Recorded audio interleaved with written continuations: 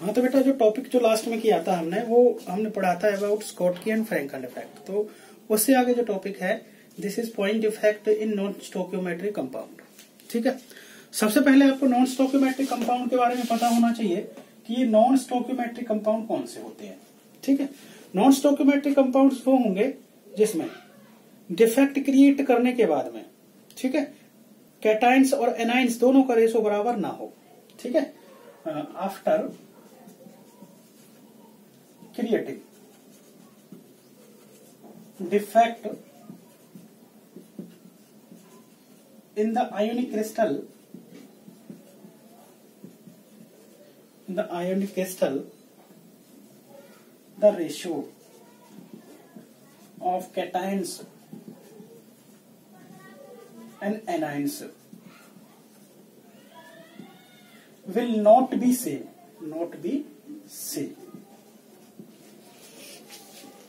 ठीक है बेटा, यहाँ जो कैटाइंस है और एनाइंस है उनका रेशियो बराबर नहीं मिलेगा, वो नॉन स्टोइकियोमेट्रिक हो जाएगा। देखो स्कॉटकी में आपने देखा था, एक कैटाइन मिस कर लेते तो एक ही एनाइन मिस कर लेते।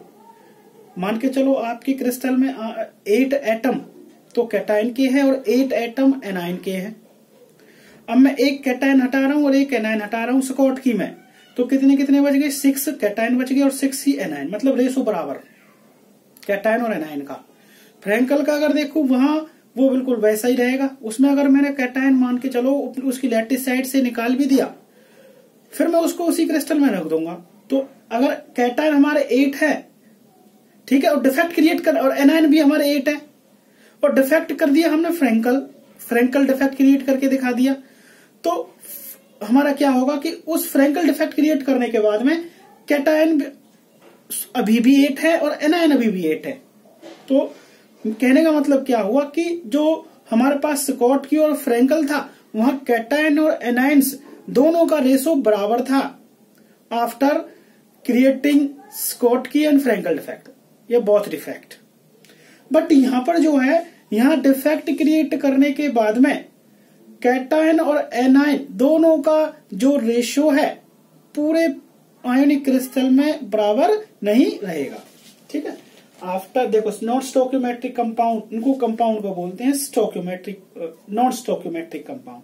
स्टोइकियोमेट्रिक वो थे जिनमें कैटाइन और एनाइन का रेशो बराबर था, और नॉन स्टोइकियोमेट्रिक कौन से हैं? जिनमें कैटाइन और एनाइन का रेशो बराबर नहीं है। आफ्टर क्रिएटिंग द डिफेक्ट, देखो after creating the defect in the ionic crystal the ratio of cations and anions will not be same.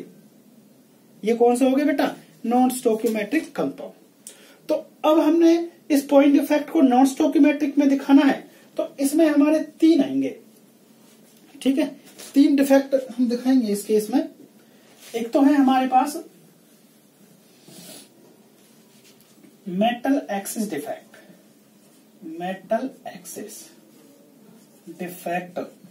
ठीक है बेटा। दूसरा है इसका मेटल डिफिशियंसी डिफेक्ट। तीसरा भी हम डिस्कस करेंगे। तीसरे का नाम है, मैं यहां लिख रहा हूं तीसरा, इम्प्योरिटी डिफेक्ट।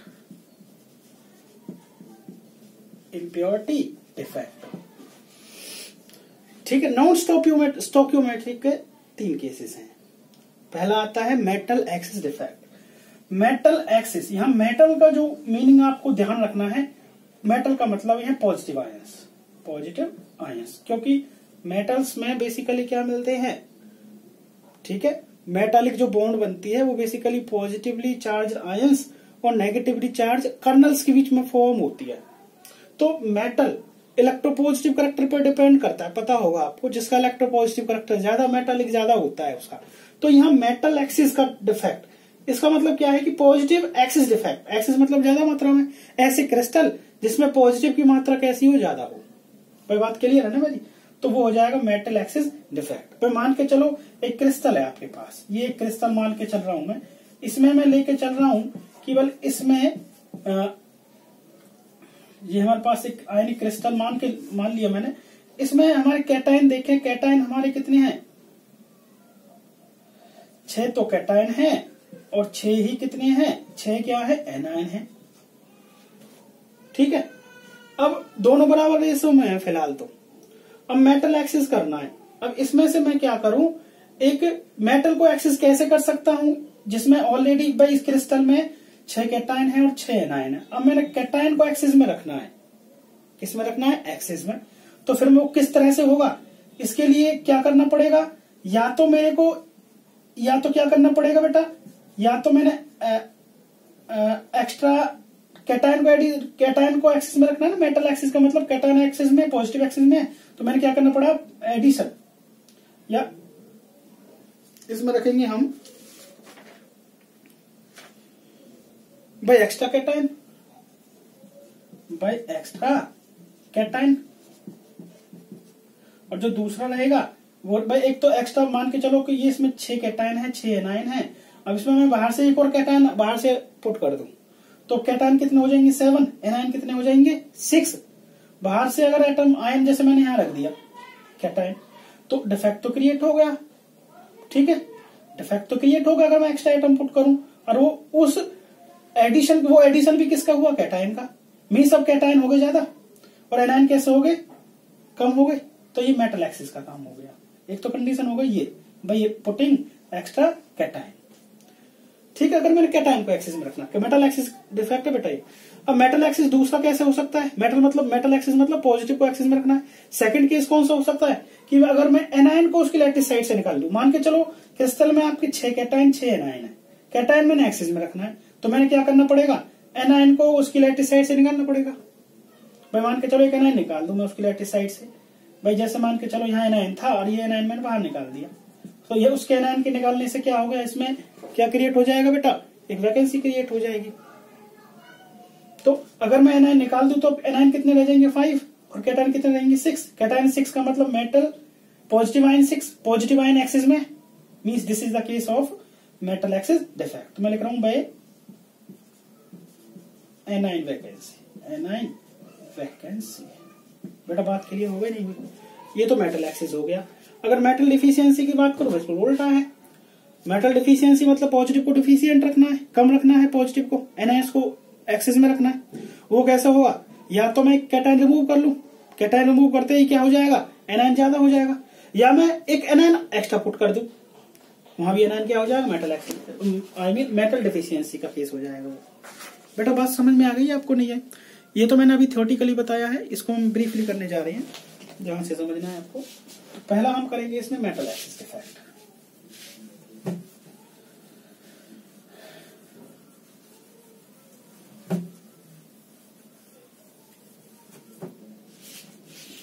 पहला है इसमें first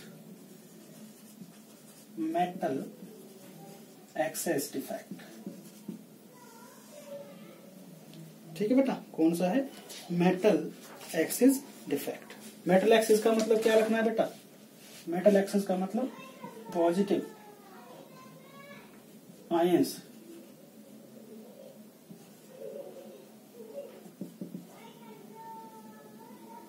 are, positive ions are greater than negative ions in the ionic या in the non-stop या in the ionic crystal बोलते हैं, in the ionic crystal। ठीक है बेटा, पॉजिटिव आयंस को क्या रखना होगा, ज्यादा मात्रा में, और नेगेटिव को कम मात्रा में होगा, तो मेटल एक्सिस में आ जाएगा। अब वो किस तरह से रख सकते हैं मेटल एक्सिस को, वो हम करने जा रहे हैं। ठीक है, देखिए इसमें पहला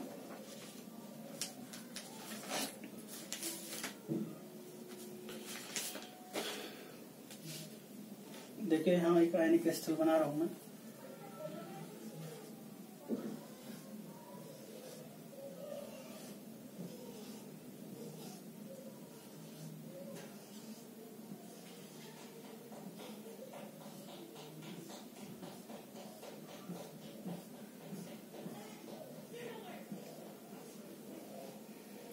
आयनिक क्रिस्टल बनाने जा रहा हूं मैं। ये हो जाएगा ए positive, B negative, A positive, B negative, A positive, B negative, A positive, B negative और ए पॉजिटिव। अभी मैंने परफेक्टली आयनिक क्रिस्टल बना लिया। मेटल एक्सेस मतलब पॉजिटिव को कैसे रखना होगा मैंने एक्सेस में, ठीक है। वो कैसे रखेंगे, बाय पुटिंग एक्स्ट्रा कैटायन। देखो इसका पहला जो केस निकल के आएगा वो आएगा बाय एक्स्ट्रा कैटायन। मतलब कैटायन को मैं कैसे रख रहा हूँ, एक्स्ट्रा, बाहर से ही पुट कर रहा हूँ। मान के चलो एक इस क्रिस्टल में मैं एक कैटायन ये पुट कर दिया, ए पॉजिटिव, ठीक है। ए पॉजिटिव यहाँ पुट करूं तो क्या हो जाएगा, अब इसमें देखो पहले तो इसमें कैटायन देखो कितनी है, 1 2 3 4 5, ठीक है। इसके अलावा और मैं यहाँ पर बढ़ा रहा हूँ आयंस 1 2 and 3, या वैसे रहने दो इसी क्रिस्टल को। अब मैं जैसे ये हमारे पास परफेक्टली आयनिक क्रिस्टल है, इसमें मैं बाहर से एक कैटायन पुट कर रहा हूँ, ए पॉजिटिव। क्या पुट कर दिया बेटा मैंने, ए पॉजिटिव। इसको थोड़ा और एक्सटेंड कर ही लेते हैं, A positive B negative, B negative A positive B negative, ठीक है। इसमें मैं क्या कर रहा हूँ, इसमें बाहर से एक कैटायन पुट कर रहा हूँ मैं, ये कर लिया भाई मैंने ए पॉजिटिव, ठीक है। हो गया मेटल एक्सिस पॉजिटिव एक्सिस में। अब मैंने क्या करना है, अगर एक पॉजिटिव पुट किया है तो किसी दूसरी इंटरस्टिशियल साइट पर इसकी इलेक्ट्रिकल न्यूट्रलिटी को मेंटेन रखने के लिए इलेक्ट्रॉन रखना पड़ेगा दूसरी साइट पर। मैं मान के चलो कि पहले आपके पास कैटायन और एनायन बराबर थे, ठीक है।